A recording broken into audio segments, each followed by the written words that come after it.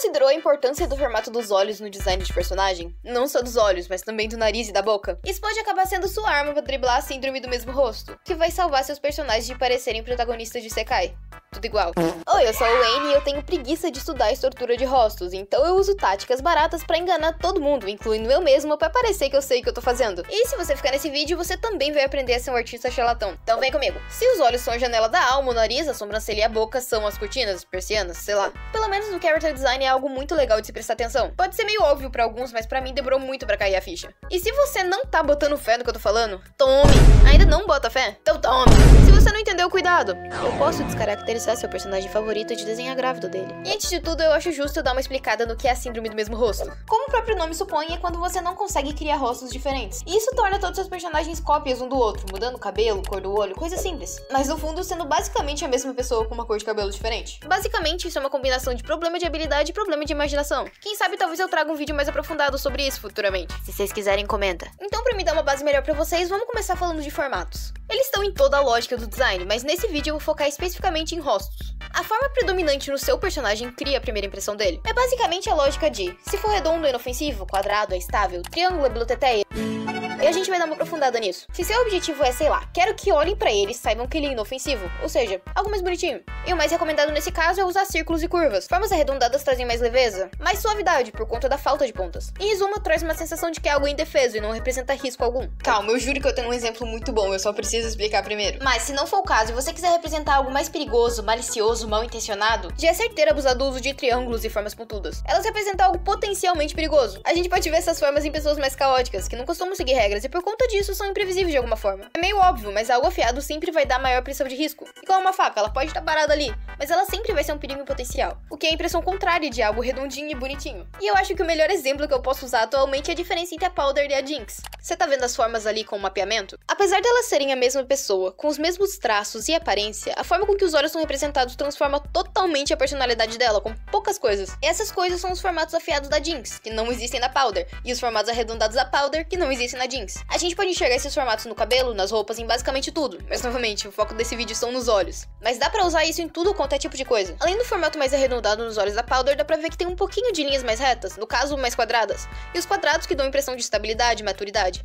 Normalmente o que a gente vê numa pessoa e considera ela mais séria, que tem o potencial de ter responsabilidade. Ela não é inocente, mas sim responsável, diferente da versão dela criança, que era simplesmente zoiudinha do zóio redondo. Então, mesmo o tempo todo, sendo a mesma pessoa, os olhos trazem essa puta diferença sem mudar quem ela é. Muda sim quem ela é, mas vocês entenderam. Eu espero. Já na Jinx do final da série, que não tava tão biluteteia, o formato mudou de novo, sendo uma mistura de ambos. Se você prestar atenção, ainda é um triângulo, mas é arredondado. Ela ainda é a Jinx, mas mais consciente, menos caótica. E o rosa neon perdeu um pouco do brilho. Eu não vou me aprofundar muito nisso, mas as cores influenciam demais. O azul sendo algo calmo e inofensivo, e o rosa neon representa algo mais tóxico ou perigoso. Então brincar tanto com o formato quanto das cores é algo muito interessante. Eu não sei se eu sou a melhor pessoa pra falar disso, já que eu fujo da teoria das cores tanto quanto o diabo foge da cruz. Mas eu vou tentar falar alguma coisa. Se eu falar merda, vocês estão liberados pra me ofender, mas seguinte, não sufoque a artista. Eu não considero nada uma regra, principalmente character design. Se você ficar muito na caixinha, vai acabar fazendo o que todo mundo já fez, e ninguém quer criar algo genérico. Então encare que eu tô falando como uma massinha. A massinha é a base, você pode modelar ela ou comer.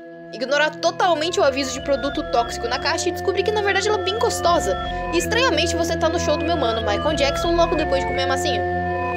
A escolha do que fazer é sua. Quando você tá escolhendo a paleta, é interessante pensar em algo harmônico e que de alguma forma reflita a essência do que você tá criando. Por exemplo, a Aurora tem a cromatopsia, não vê as cores. E mesmo no momento que ela enxerga as cores, ela mesma continua em preto e branco. Isso representa ela, a sua personalidade. Mesmo que o mundo ao redor mude, ela continua a mesma. Ela é inocente, já que é uma criança e tá descobrindo o mundo ao redor. Em relação ao ambiente, ela é inocente e inofensiva. Os olhos dela são redondos, mas são pretos. E é aqui que entra a mistura de conceitos. Preto geralmente é escolhido pra algo misterioso ou autoridade. Mas não no caso dela, já que o formato dos olhos, junto com aquele círculozinho branco no fundo, não deixam dessa impressão. Agora deixa eu mudar o formato do olho dela pra mostrar uma coisa. Tá vendo? Mudou. Eu vou dar outro exemplo dos meus personagens também, porque eu quero amaciar meu ego mostrando quão incrível eu sou. Sirius tem uma relação com o mito do fio vermelho do destino. Além de ser um personagem que toda a história gira em volta da má relação dele com amor e ódio, que assim como o mito do fio vermelho são representados pela cor vermelha. Então toda a paleta dele tem essa presença de vermelho e cores mais quentes, com um contraste do azul, que transmite que existe um pouco de confiança e estabilidade na cabeça biluteteia dele. O formato do olho dele é triangular, é mais fechado, passa algo não confiável. Eu escolhi a cor mais opaca porque o brilho nos olhos também faz toda a diferença. Viu? Ele não parece mais vivo? E esse é um insert meu depois da edição do vídeo, que, meu Deus, eu jurava que eu tinha desenhos melhores desse personagem. A maioria ou é bizonho ou nem tá finalizado. Fica aí a dica, galera, finalizem seus desenhos. Agora vamos novamente literalmente mudar o formato, colocar brilho nos olhos e uma cor mais viva. Vira outra pessoa.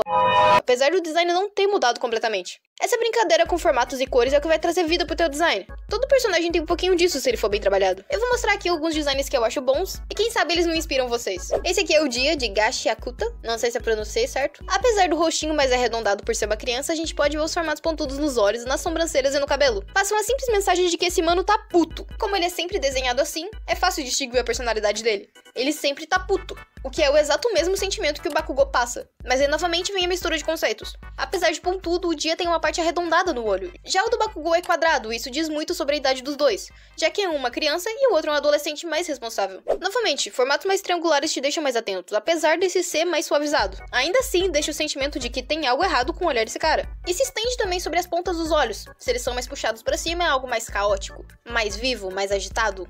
Mas pra baixo é mais misterioso, algo que você deveria achar susto, porque é susto. O personagem pode não fazer nada na obra toda, mas esse conjunto de fatores pode ou não dar ênfase a algo, só depende de você transmitir a mensagem ou contar uma história com os detalhes. Ah, mas como assim contar uma história com isso, Wayne? Por exemplo, eu tenho esse meu personagem que chama Rasputin. Além dele ter homofobia nos olhos, ou seja, olhos de cores diferentes, cada olho tem um formato diferente, e isso conta um pouco da história dele. Meu mano Rasputin tem transtorno de personalidade, ele pode virar outra pessoa de uma hora pra outra. E pra mostrar isso de forma visual, eu fiz ele assimétrico. Se você tapar metade do rosto, ele é de um jeito, se você tapar a outra metade, ele é de outro, fazer alusão a ter duas faces. O pai é cinema, pode falar. E finalmente, pro último tópico do vídeo, nós temos dentes e narizes. Da mesma forma que eu expliquei antes, os shapes contam histórias. Mas eu não vou bater na mesma tecla de novo. Eu raramente vejo alguém citar isso quando fala de character design, mas caramba! Tem tantos jeitos de desenhar isso de formas diferentes e sempre fazem a mesma coisa. Ai, mas o Wayne não muda nada. Descaracterização!